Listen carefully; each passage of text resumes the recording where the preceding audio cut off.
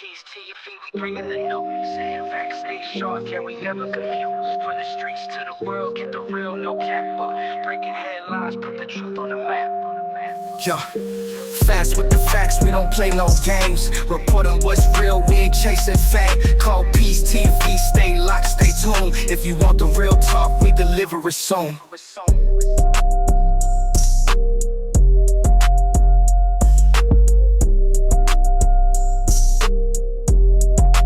Call Peace TV, we bringing the news. Facts stay sharp, yeah, we never confused. From the Hey guys, back on another video about Keimani Latigue. The chief of police in Toledo, Ohio, where Keimani lives, is very upset about what the police officer said to the news conference, the news press, at the arrest and shooting of Darnell. When he blatantly came out and said the condition of Keimani at her time of death. And when I first saw that, I was like, this is weird. I've never seen police come out and describe how a victim was mutilated at all. And the chief in Toledo is upset. I believe that police officer is going to be reprimanded for that. Normally they don't come out and say things like that because that's part of their case, building their case against him. So we're going to jump into these clips that I have, but this whole story is just so messed up that should have never happened to Keimani. But everybody involved needs to go down for this. I mean, everybody. So I have a news clip of her teacher speaking and a classmate of hers speaking about the situation as well. So we are going to jump into these clips. I might not speak no more throughout the video, so if I don't, I'm just gonna say it now. Y'all like, comment, subscribe, hit that notification button, and thank you so much for the support. Bye. Reaction continues to pour in tonight as a community looks for answers in the death of a Toledo teen, Keimani Latigue, found dead in an abandoned home just days before her 14th birthday. That as the man accused of her murder, her own father, remains hospitalized more than 100 miles away. Darnell Jones, who also goes by Darnell Ogletree, was supposed to be arraigned in Franklin County today on claims he fired at Columbus police yesterday. Police shot him, and he's facing felonious assault charges there, and here in Lucas County, where he also faces murder and abduction charges. And tonight we're hearing from Toledo's police chief about this case, which started as a missing persons case. 13 Action News reporter Alexis Means has been on this story from the start and sat down with the chief today. Darnell Jones is still in a Columbus hospital after he was shot by police there on Tuesday. He's accused of killing his 13-year-old daughter, Keimani Latigue. Police found her body in an abandoned home on Miami Street. Could he be brought back to Toledo today? I don't know the timing, so I don't want to speak to it because I honestly don't know when he will be brought back. And I don't know if they're talking to him or not because I don't know if he wants to talk to him. So there's a lot of things, but I know we sent detectives down this morning. Chief Michael Trinley says this case has taken an emotional toll on the family, community, and officers. It's probably the worst possible outcome of any one of these missing cases that we work. He says when the teen was reported missing, officers interviewed family and friends, executed search warrants, and collected surveillance evidence in this case. Sunday we brought in cadaver dogs. We were out there searching and beating down the wooded area, and there's some things that led us to those directions, to those areas. Keimani's father was interviewed. Dad was interviewed. He gave us his version of the story. Eventually, we had nothing to say that was not true. Those are things that happened later on in the week that we started saying, some of the things he told us was not true. Why is he lying to us? An autopsy revealed the girl's throat was cut. Tuesday, Columbus police, working in connection with TPD, found the suspect. Police say there was a confrontation and Jones was shot. Chief Trinley took issue with Columbus police, explaining why he believes this statement was unprofessional. This case is one of the most horrific cases I ever heard. This is a 14-year-old that was murdered, raped, had her hands cut off, and her throat almost cut off. This is an absolute animal that came into our town. He's releasing, could be true details, could be false details. I'm not going to say one way or the other, but he's releasing details that somehow he became knowledge of that affects another police department's case, another police department's investigation, important facts that actually allows us to confirm suspects, to rule out suspects, to do things in that investigation. Those are details that we would never release in an investigation. But let's talk about the second factor. How insensitive is that? He has no idea if the family knows any of those details. He has no idea.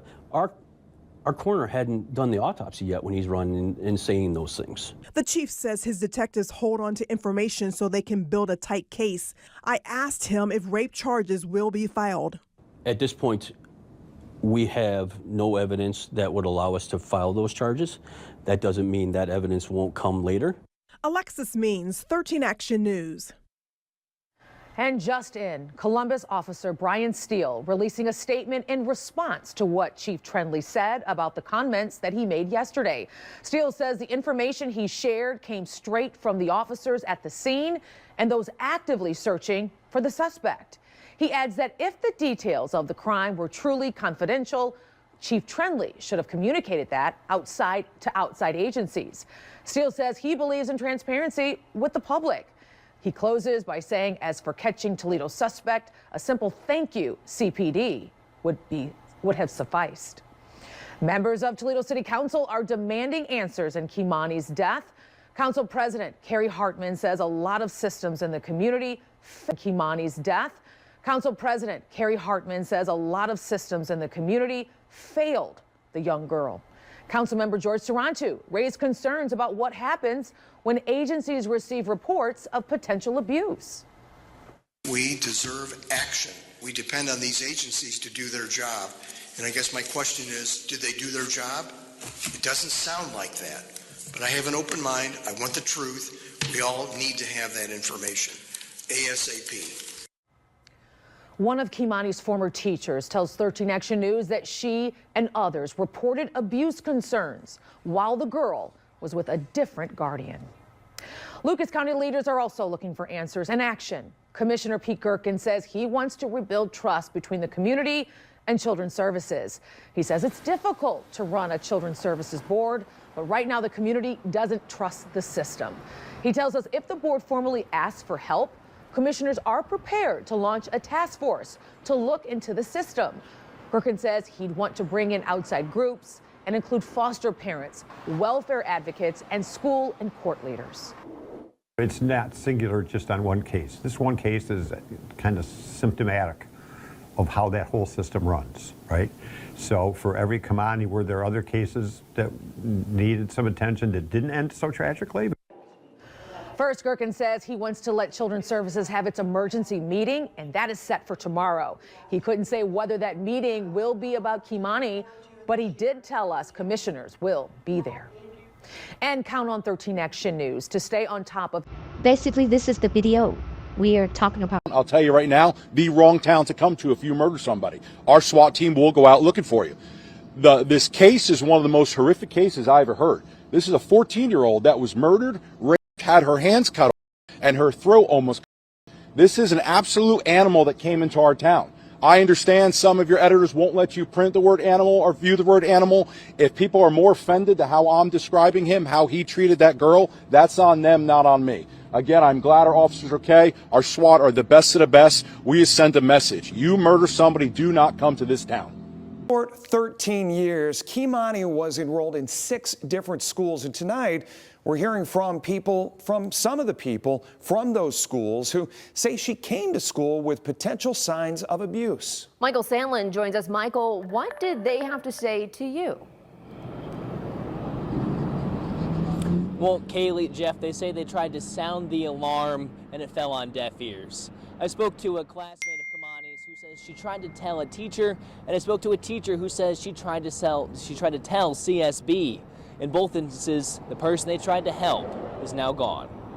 She came to school with bruises on her arms. That's 7th grader Keimani Fisher, a classmate of Keimani's from her most recent school, Spring Elementary. Fisher says she would often see Keimani come into class with visible markings, so she and other students decided to say something to a teacher. She said she would deal with it, but I don't think nothing happened. TPS representatives say they have no records of abuse against Keimani to either CSB or TPD. But it's also not the first time someone has raised concerns about what was going on inside Latigue's home. Kayleen Harabedian was her 6th grade English teacher at Bennett Venture Academy, the last school she attended before spring. Harabedian says she also spotted visible markings and bruises on Keimani. It's hard because, especially in a role like education, your day doesn't end at 3:30. You take these things home with you. They weigh on you.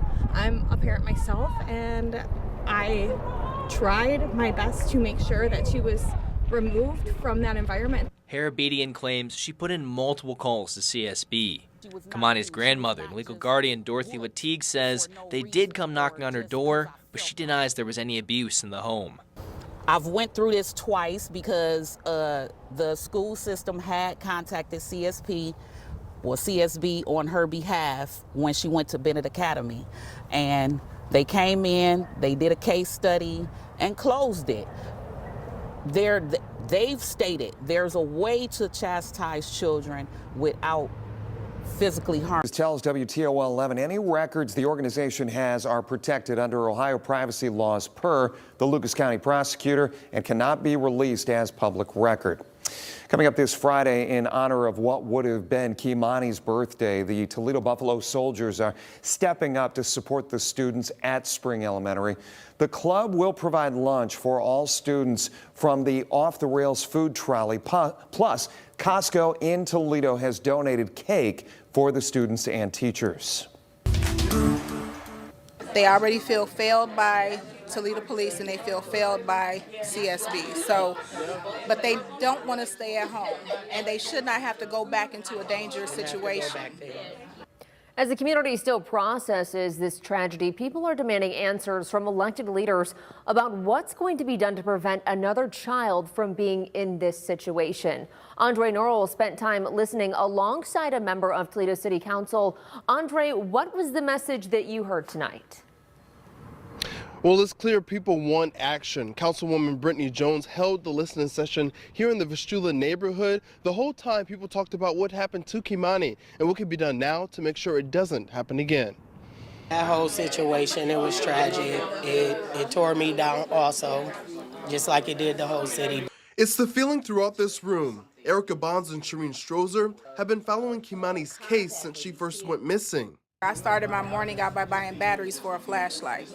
Before lunch at work, and when I got off, I had to go buy balloons and to memorialize her. With reports of abuse prior to Keimani's death circulating, people want to know how it ended like this. Now, people here want the community to come together to look out for children. A lot of them do not want to go to the police department, and a lot of them do not want to go to CSB. Strozer says she wants vetted people to sign up and have their home labeled as a safe house, hoping it'll give kids a place to go. People who are willing to take in minors, runaways, endangered youth that don't have anywhere else to go. People also had ideas to label more businesses the same way. They suggested getting rid of more abandoned homes in Toledo and for the city to fund Ring doorbell cameras for anyone who wants one. Councilwoman Jones says she's taking all the ideas into consideration. People are hurting right now, and we can use that and turn that into a positive. And with that will come from these ideas. She says it's not only the community who needs to step up. The political officials are going to have to step up. The local organizations, nonprofit and private, the businesses are also going to have to step up, because at this point, we should have been doing this a long, long time ago. We just can't wait to make this happen and make it better for these kids out here.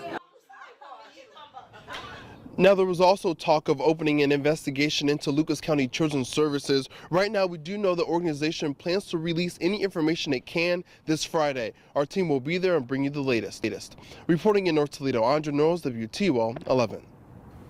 Many in the community are showing love for Keimani, from donations to gifts and acts of kindness. One Monclova Township woman is offering something even more, a cemetery plot for the family to lay her to rest free of charge. Janet Moffett says she lost her daughter in the military and understands the pain of making funeral arrangements. She doesn't want costs to be a burden for Keimani's family. The family has not yet fully paid for funeral services. Those wanting to help can donate through the Brown Legacy Memorial Funeral Home. Details to do so are on our website. This is a story we'll continue to follow closely in the coming days. As we learn more information, we'll keep you updated both on air and online.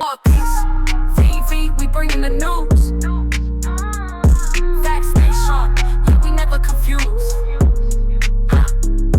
From the streets to the world, keep it real, no cap. You're breaking headlines, put the truth on the map. Call it peace. We bring in the news. Facts stay sharp, yeah, we never confuse.